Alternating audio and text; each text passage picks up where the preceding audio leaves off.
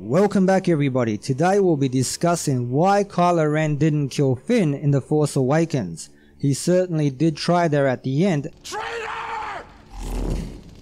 And he messed Finn up pretty bad.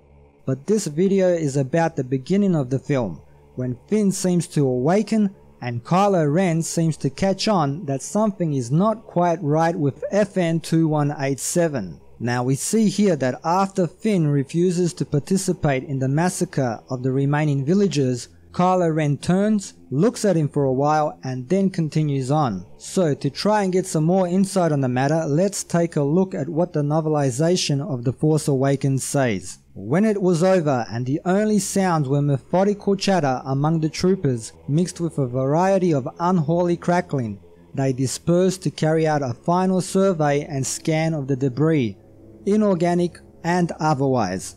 Standing by himself, one trooper with a bloody face mask was startled when a hand came down on his shoulder. Though the hand belonged to a comrade, the first stormtrooper did not relax.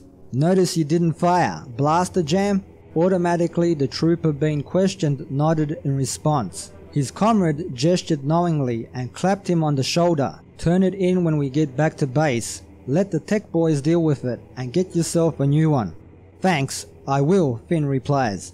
No sooner had his helpful colleague departed to rejoin his own unit that the trooper found himself gaping at a tall, dark-clad figure, striding purposefully towards the singular shuttle that had set down in the midst of battle. Though he willed himself to move, to turn away, he found that he could not. He remained rooted in place, clutching his unfired weapon, staring despite himself. And in response, the figure of Kylo Ren turned and looked sideways, directly at the soldier. The trooper only saw light reflecting off the mask, and his own fear. He knows, he must know, and I'm dead, Finn thought to himself. But he wasn't. The glance lasted barely a second, then Ren resumed his pace, deep in thought as he strode towards the shuttle. Now that's a key element right there, as well as what comes next. In the course of returning to his ship, he passed a blaster lying on the ground. It was Poe's, the one that had come within an arm's length of killing him. Once he was beyond its reach, he touched it, but not with his hands. It rose seemingly of its own accord and flew free, smashing into a nearby structure and scaring the wits out of an idling stormtrooper, unfortunate enough to be standing nearby. So there we have some more details that the film was not able to convey to us. Finn certainly thought he was a dead man. Kylo did feel something wasn't quite right, but he was preoccupied with his thoughts.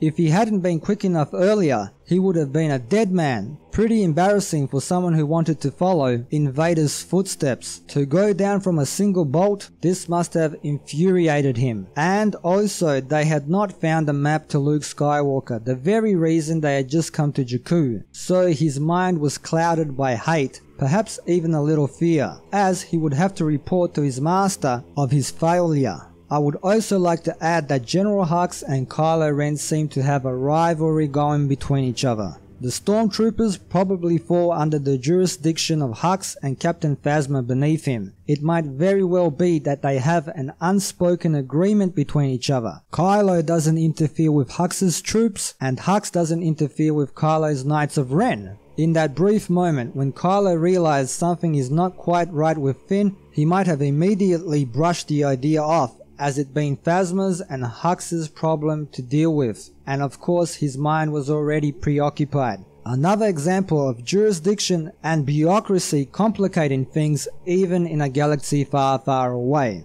In Kylo Ren's mind, the stormtroopers were cannon fodder, and ultimately Captain Phasma's and General Hux's responsibility. Another interesting detail in the novel that explains why Finn decided to run at all costs is when his colleague told him to turn in his blaster to the tech boys and get himself a new one. On closer inspection, they would have realized the blaster was just fine, and Finn would have been in even bigger trouble.